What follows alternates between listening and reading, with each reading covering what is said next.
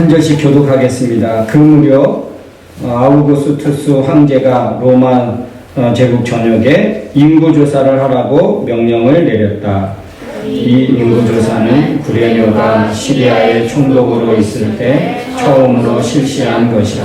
그래서 사람들은 본적지에 등록하려고 모두 고향으로 돌아갔다. 요셉도 다윗의 집안 사람이었으므로 갈릴리 나사렛에서 다윗의 마을인 유대 베들레헴으로 올라갔다. 요셉이 약혼한 마리아와 함께 본적지에 등록하러 갈 때 마리아는 이미 임신 중이었는데 그들이 베들레헴에 도착했을 때 해산날이 찼다. 여관에는 사람이 다 차서 있을 곳이 없었으므로 그들은 마곡간에 머물게 되었다. 거기서 마리아는 첫 아들을 낳아 포대기에 싸서 구유에 뉘었다. 바로 그 붉은 들판에는 목자들이 발을 세워가며 양떼를 지키고 있었다. 그때 갑자기 천사가 나타나 그들 곁에 서고 주의 영광의 광채가 그들 주변에 비치었다. 이 광경을 보고 목자들이 몹시 두려워하자 천사가 그들에게 말하였다. 무서워하지 말아라. 내가 너희에게 모든 백성들이 크게 기뻐할 좋은 소식을 알린다. 다 같이 오늘 밤 다윗의 동네에 너희를 위하여 구주가 나셨으니 그분이 곧 그리스도 주님이시다. 아멘. 우리 좌우 옆 분이랑 인사하겠습니다. 우리 메리 크리스마스. 메리 크리스마스. 네, 1년에 딱 한 번 하는 우리 교회 예배 인사입니다. 성탄절, 하나님이신 그리스도가 그리스도 예수께서 육신을 입고 이 죄악된 소굴에 오신 날, 죄의 소굴이 된 이 세상에서 죄의 노예로 살아가고 있는 사람들을 구하러 오신 그런 날, 이 바로 성탄절입니다. 영이신 하나님이 육신을 입으시고 죄의 몸으로 죄의 소굴에 들어오시기 위해서 육신을 입으셔야만 했던 죄 없으신 하나님이 죄에 있는 그런 몸을 입게 되신 것,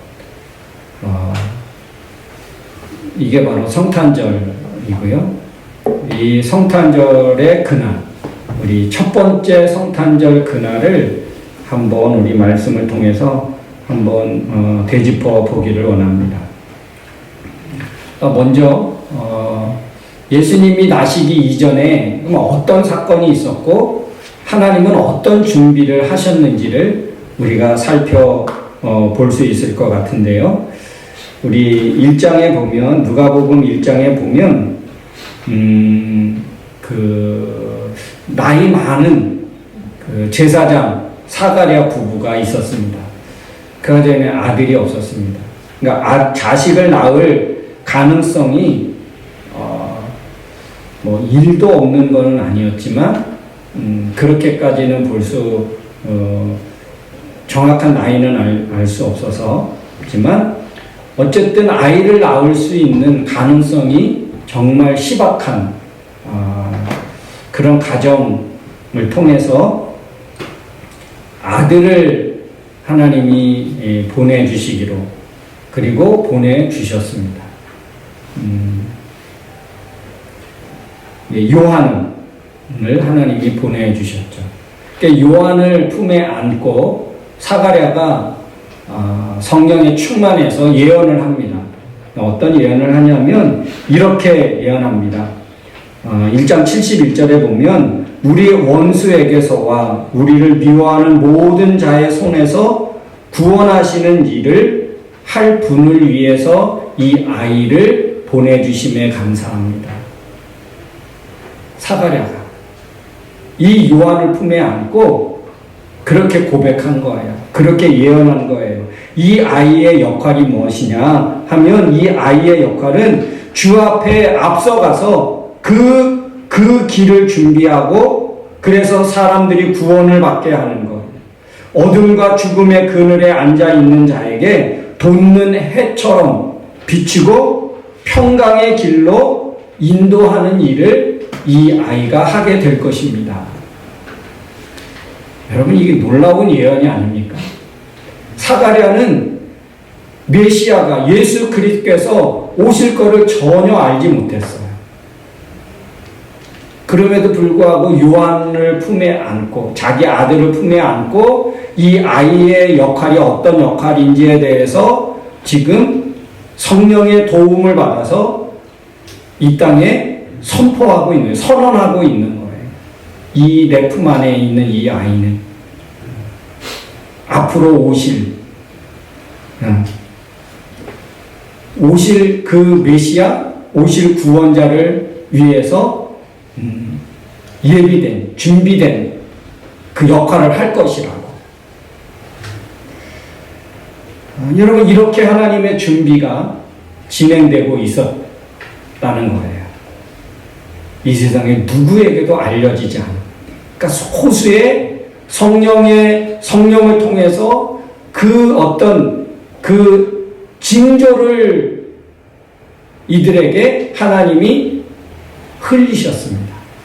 그러니까 1급 비밀, 특급 비밀을 소수의 몇몇 사람들에게 이렇게 흘려보내셨어요. 그 중에 한 사람이 사가랴. 네. 그렇게 고백하는 거예요. 이렇게 예수님을 이 땅에 보내시기 위한 그런 주변의 그런 어떤 상황들을 준비하시고 어느 정도 준비가 되었을 때 또 한 다른 한편에서 새로운 일이 진행되고 있었습니다. 그거는 어떤 일이냐? 그게 바로 오늘 누가복음 2장 1절에서 11절 우리가 함께 읽은 말씀입니다. 가이사 아우구스투스 로마 황제이죠. 로마 황제. 로마 전역에 인구조사를 하라고 명령했습니다. 인구조사를 하기 위해서는 호적을 등록을 해야 되는 거예요. 모든 이 세상 그 로마 제국에 태어난 아이부터 노인까지 살아있는 모든 사람이면 자기 부모의 본적지에 가서 등록을 합니다. 이름이 뭐고 언제 태어났고 이거. 이렇게 해야만 했던 이유가 무엇일까? 그것은 세금을 걷기 위해서겠죠.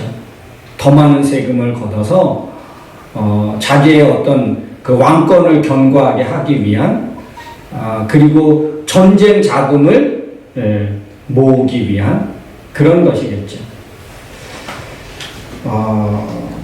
그래서 이 요셉과 마리아도 어떻게 했어요? 오늘 성경에 보면 4절에 보니까 요셉도 다윗의 집안 사람이었으므로 갈릴리 나사렛에서 다윗의 마을인 유다 베들레헴으로 가서 등록을 해야 했습니다. 요즘 우리 한국도 호적의 그 제도가 있죠. 여러분 부모님에게 잘못하고 여러분이 말썽을 일으키면 부모들이 종종 했던 얘기가 뭐예요? 여러분 아마 그 소리 못 들었겠죠? 드라마에서 많이 들었죠? 뭐예요? 너 호적에서 확 파버릴 거야. 그렇죠? 그 호적. 그러니까 여러분이 이 세상에 태어났을 때 출생신고를 하고 그래서 다 대한민국 국민으로서 등록을 하지요. 예전에는 부모 고향에 가서 했습니다. 그런데 요즘은 이제 현 주소가 있는 그곳 주민센터에 가서 등록을 해야 됐죠. 그런데 이때에는 뭐 우리도 1990년대까지만 해도 본적지에 가서 혼인신고를 하고 본적지에 가서 출생신고를 하고 그랬습니다. 그러니까 그 이전이니까 어땠겠어요? 이때도 마찬가지예요. 성경의 시대에도 다 본적지에 가서 부모님의 고향인, 부모님이 등록되어져 있는 그곳에 가서 그 밑에다가 이름을 다 올려야 했던 거예요. 그러니까 이제 다윗도 그렇게 해야 됐다는 거죠. 근데 갈릴리 사는 곳이 나사렛이었고, 가서 등록을 해야 됐던 것은 유대 남쪽 지역 베들레헴이었습니다. 그러니까 그 거리가 아주 굉장히 먼 거리겠지요. 교통수단이 그렇게 원활하지 않은, 충분하지 않은 그런 시대였으니까 아마 긴 여정이 되어야 했을 것입니다. 그런데 그때 당시에 이 유대는 누가 다스리고 있었냐 하면, 그 구레뇨라는 총독이 시리아와 이 유대를 이렇게 총관할하고 있었습니다. 이 구레뇨는 황제 아우구스투스의 아주 특별한 총애를 받은 그런 사람이었고, 그래서 이 유대 지역을 굉장히 그렇게 어떤 포용력 있고 편안하게 그렇게 다스린 것이 아니었죠. 왜냐하면 점령지니까 언제 어떤 일이 일어날지, 어떤 독립 그런 운동이 일어날지 모르니까 늘 긴장해야 했고, 늘 사람들이 모여있는 곳에는 그렇게 군사를 파견해야 됐고, 그런 곳이었습니다. 굉장히 불안한 시대였겠지요. 사람들이 공포심을 느끼고 어떤 편안한 그런 삶을 살아가는 그런 시대는 아니었을 것입니다. 이때 그 마리아는 이미 임신 중이었다고 성경은 기록하고 있습니다. 그래서 5절에 보니까 요셉이 약혼한 마리아와 함께 본적지에 등록하러 갈 때 마리아는 이미 임신 중이었고, 베들레헴에 도착했을 때는 거의 이제 해산해야 할 날이 가까워 왔다는 거예요. 만삭의 몸을 입고 갔다는 것입니다. 그런데 그곳에서 출산할 장소를, 안락하고 따뜻한 그런 장소를 구하지 못했습니다.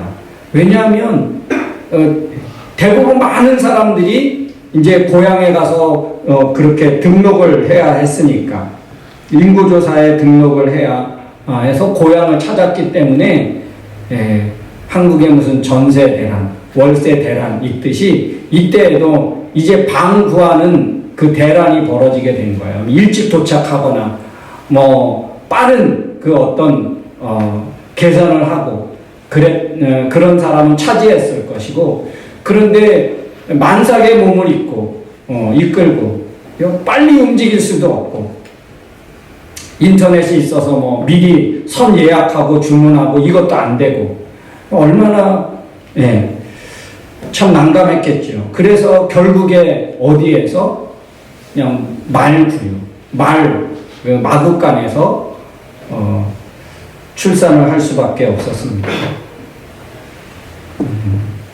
근데 여러분, 이때는 되게 유명한 단어가 있습니다. 로마 그러면 하나 앞에 붙는 단어가 있었는데, 그냥 로마 그러면 그냥 로마가 아니고 팍스 로마, 이것을 로마의 어떤 한 표로 불렀습니다. 팍스 로마. 이 팍스 로마라고 하면 어떤 뜻이냐면 이 평화의 로마. 이 로마 그러면 로마의 그늘 아래 오면 그 모든 지역은 잘 먹고 잘 살고 평화로운 그런 나라가 될 거야. 그러니까 너희들도 빨리 로마의 그 통치 아래로 들어와. 그것이 너희에게 유익이야.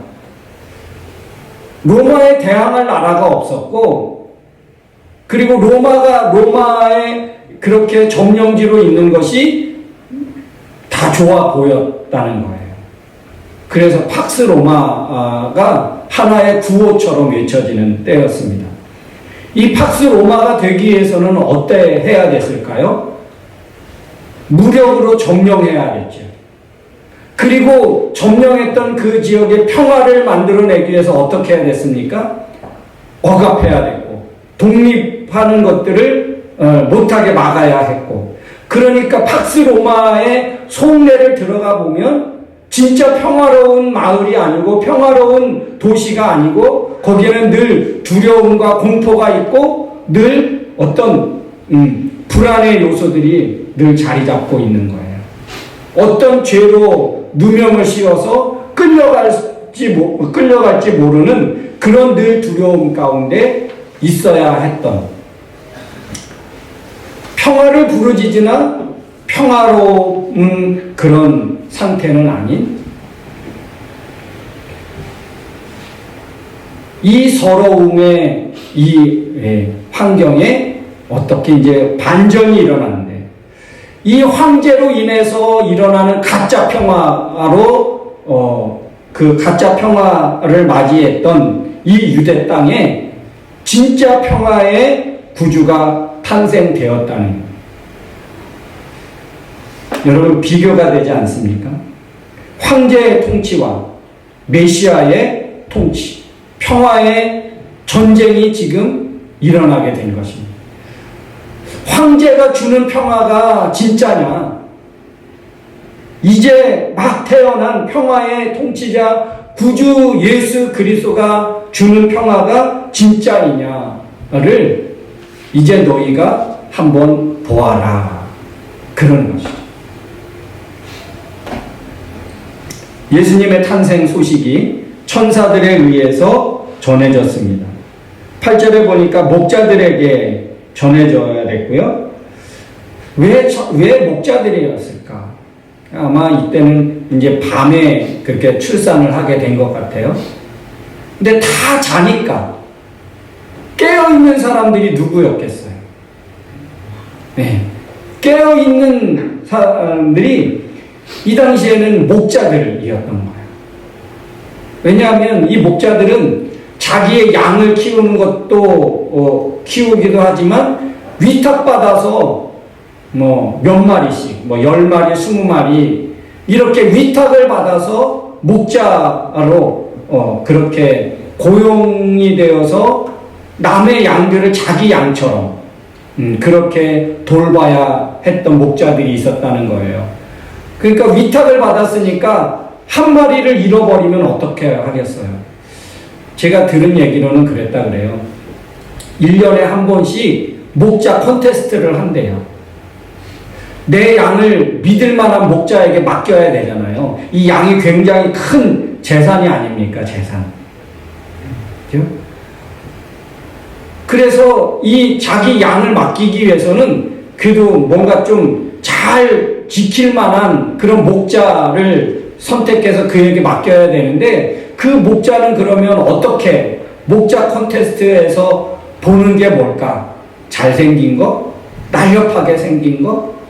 그게 아니고 목자 콘테스트 할 때는 중요 부위만 가리고 다 벗어야 된대요. 그래서 왜? 뭘 보려고? 상처가 얼마나 있나. 무슨 상처?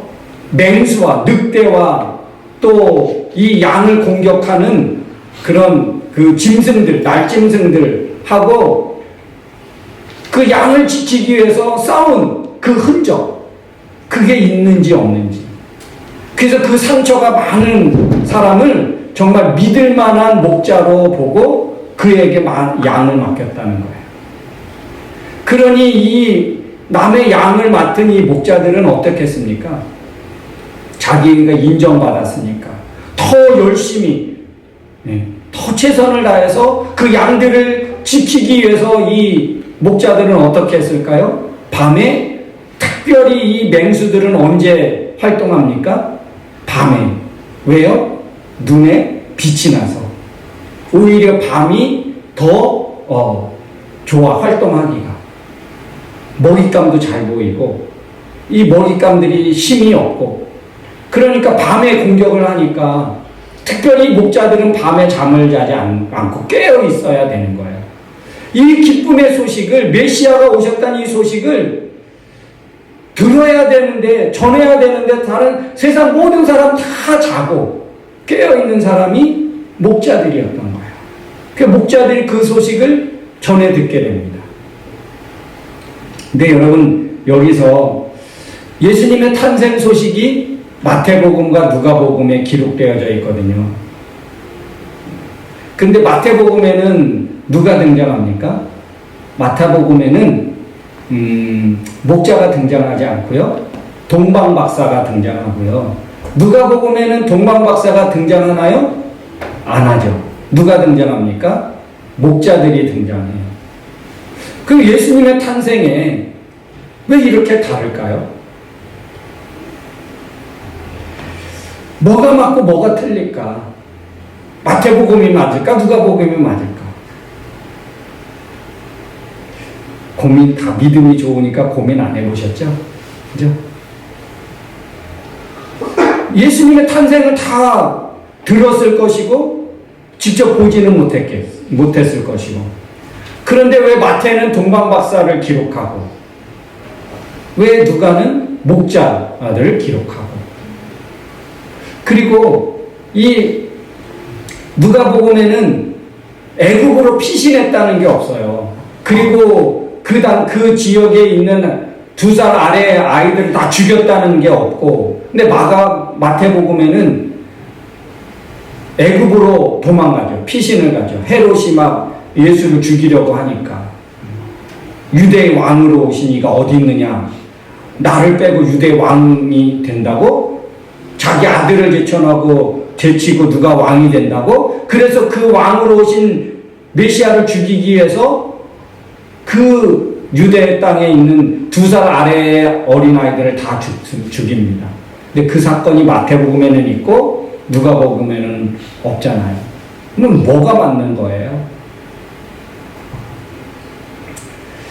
뭐가 맞고 뭐가 틀리다고 하기 이전에 우리가 생각해야 할 차이점이 있습니다.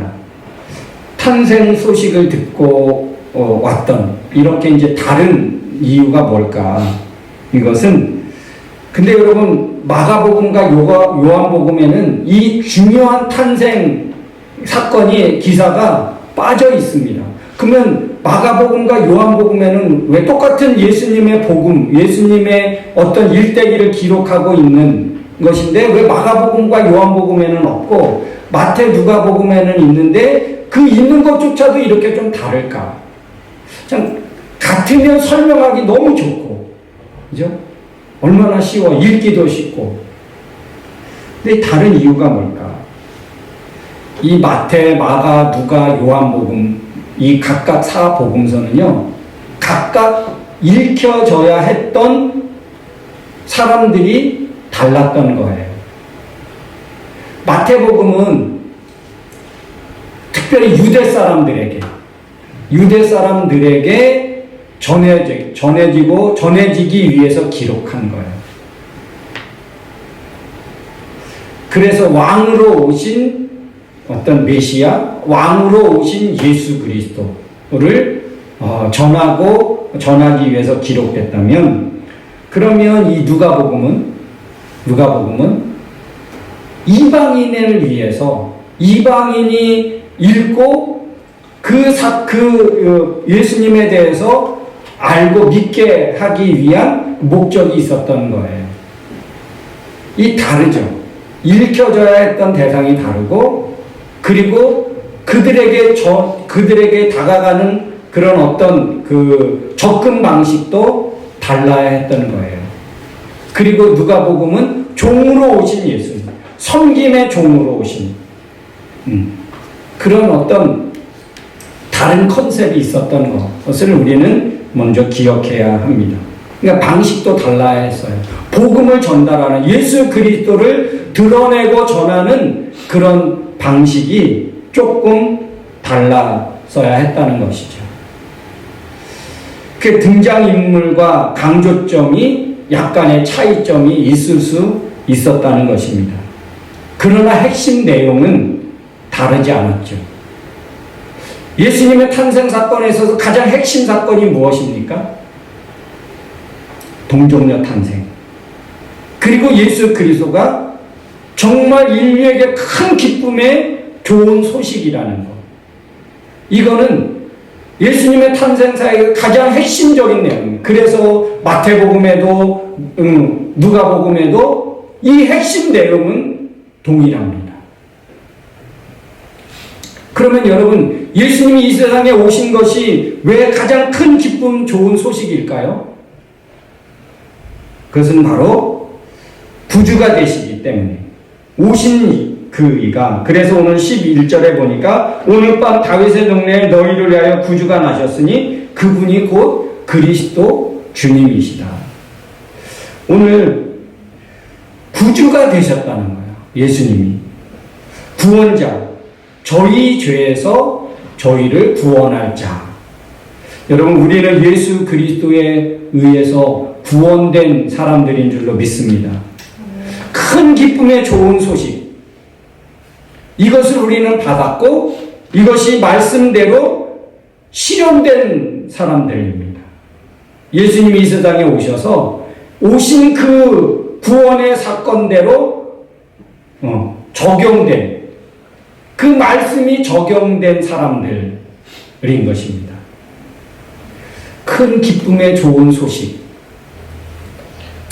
이것은 나만을 위한 것이면 큰 기쁨의 좋은 소식이 될 수 있을까요? 아니에요. 나만을 위한 것이라면 이것은 절대로 기쁨 소식이 될 수 없습니다. 모두를 위한 것일 때 이것은 정말 기쁜 소식일 수 있습니다. 여러분, 혹시 믿는 것이, 여기 나와 있는 여러분이 내가 하나님을 믿고 신앙생활하고 예배하는 것이 후회되는 사람이 한 사람도 없겠지요. 그러나 때로 믿는 것이 후회가 된다면 그것은요, 아직 온전히 믿는 것이 아니겠죠. 큰 기쁨의 좋은 소식이, 그런데 이게 나에게만 그렇고 이것이 나에게 지금 멈춰져 있다면 그것도 잘못 알고 잘못 지금 믿고 살아가고 있는 거예요. 성탄은 세상에서부터 성탄의 소식이 먼저 오죠. 여기는 10월 초만 돼도 막 곳곳에 트리를 해놓고 캐롤이 울려 퍼지고, 여러분, 오늘날 성탄은 어쩌면 우리에게서부터 전해지는 것이 아니고 교회에서부터 시작돼서 전해지는 것이 아니고 세상 문화 속에서부터 전해져서 오늘날 우리에게까지 전해오는 것 같아요. 순서가, 그래서 내년부터는 11월부터 우리가 먼저 선빵을 내려서 성탄 메시지를 11월 달부터 해야 될까 봐요. 제가 오늘 말씀을 준비하면서 이게 순서가 뒤바뀌었다. 세상에서부터 막 성탄의 소식이 막 울리고 전해져서 교회는 너무 늦게 이 메시아의 우리의 어떤 핵심인 예수님이 그냥 이 성탄절에만 전해지는 것인가, 그런 생각이 뻗뜩 들면서 정신 차려야 되겠다. 교회가 먼저 선빵을 내리고 먼저 전해져서 사람들이 예수 그리스도 소식을 듣게 만들어야지. 우리가 문화를 통해서 듣고 알게 된다면, 그 소식을 접한다면 이거는 좀 아니지 않나? 그런 생각이 들었습니다. 내년 가봐야 알겠지만, 여러분, 우리의 핵심 가치, 이것이, 이 기쁨의 좋은 소식이 어디에서부터?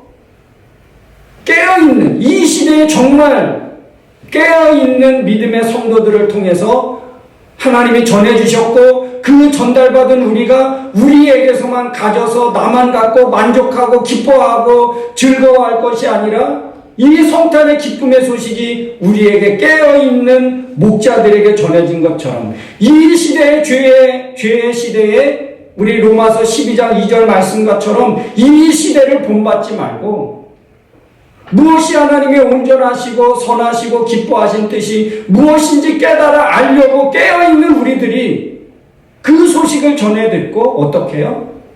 이제 우리가 전하는 자가 돼야 되지 않겠나. 그래서 성탄은 먼저 내 안에부터 일어나게 되고, 세상에 왔다, 성탄이다, 크리스마스다, 세상은 요란복석 떨어도 정말 내 안에 메시아가, 내 안에 예수 그리스도가 먼저 잉태하고 먼저 탄생되지 않았다면 그거는 성탄과 아무 의미가 없지요. 세상에 아무리 요란하고 화려하고 기뻐하고 축제처럼 보내도 내가 믿지 않고 내 안에 예수 그리스도가 탄생되지 않고 내 안에 예수가 영접되지 않았다면 그거는 진정한 성탄이 아니죠. 성탄은 먼저 내 안에서부터 일어나게 되고, 그리고 어떻게 해요? 그리고 우리 자녀에게, 우리 부모에게, 형제에게, 친구에게, 동료에게, 우리 주변에 이 성탄의 소식이 전해져야 되는 거죠. 그래서 우리는 큰 기쁨의 소식을 가진 사람들이고, 이 기쁨의 소식을 우리는 전하는 사람이 되어야 되는 거죠. 우리에게 이 기쁨의 소식이 갇혀 있으면 안 되고, 머물러 있으면 안 되고. 여러분, 우리 댐 있잖아요, 댐. 그죠? 댐? 가둬놓으면 그 물이 어떤 힘을 발휘할 수 있을까요? 아무리 많은 물을 담고 있어도 그것이 터빈을 돌리는, 물이 떨어져서 터빈을 돌리는 물이 되지 않으면 그 몇 천만 톤이 되어도 그 물은 아무런 힘이 없는 물입니다. 근데 그 물이 흘러서 터빈을 움직일 때 비로소 강력한 에너지가 나오게 되는 겁니다. 어두운 세상을 밝히는 그런 빛의 역사가 일어나지 않습니까? 예수 그리스도를 통해서 오신 이 구원의 기쁜 소식들, 여러분 가두어 있으면 그 기쁜 소식이 될 수 있을까요? 그 하나님의 정말 따뜻한 사랑과 풍성한 사랑의 그 역사를 맛볼 수 있는 사람이 있을까요? 이 기쁨의 소식이라 할지라도 가두어 놓으면, 어떤 한 공동체에 가둬 놓으면, 어떤 한 우리에 그렇게 가둬 놓으면 아무런 힘이 없습니다. 하나님의 능력, 하나님의 파워가 전혀 이 땅에 실현될 수 없을 거예요. 기쁨의 소식은 전해져야 되고, 우리를 통해서 전해질 때 하나님의 사랑과 하나님의 따뜻함과 하나님의 풍성한 것들이 사람들에게 막 전파되어서 전해져서 내가 살아서 내가 풍성한 은혜를 맛보듯이 다른 사람도 그렇게 될 수 있다는 거죠. 그래서 예수 그리스도를 믿어야 될 사람이 따로 있고 믿으면 안 되는 사람이 따로 있는 것이 아니죠. 모든 사람이 들을만 하고 모든 사람이 들어야 하는 이 기쁨의 큰 소식, 좋은 소식, 이거는 모든 사람에게 전해져야 되고 들려져야 되고 믿어져야 되고, 나처럼 믿고 행복하고 나처럼 들어서 변화된 축복된 삶을 살아야 할 그런 가치 있는 핵심 복음이고 소식이고 능력입니다. 가둬두면 안 돼요. 내게서 멈춰지면 안 돼요. 큰 기쁨의 소식은 나만을 위한 것이 아니라 이 세상에 사는 모든 사람을 위한 것입니다. 그래서 선교하는 이유가 있고요. 전도하는 이유가 거기에 있는 것입니다. 해야 되죠. 하나님을 믿는 사람이라면, 이 기쁨의 소식을 전해드리는 우리들이라면 마땅히 해야 되는 역할이고요. 목자들의 역할이고, 복음을 듣고 깨달은 사람이 변화를 받아서 그 기쁨의 소식을 자기 목숨 내걸고 마을로 돌아가서 내가 메시아를 만났다고, 구원자를 봤다고 전할 수밖에 없었던 사마리아 여인같이, 여러분 큰 기쁨의 좋은 소식을 받았다면 이것이 내게서 머물러 있고 내 안에 가두지 말고 아직 전해 듣지 못해서 알지 못해서 변화된 나처럼 기쁨과 평안이 있는 나처럼 되지 못한 사람을 불쌍히 여기고 그들도 나처럼 됐으면 좋겠다. 그들도 나와 같은 이런 기쁨을 맛보면 좋겠다.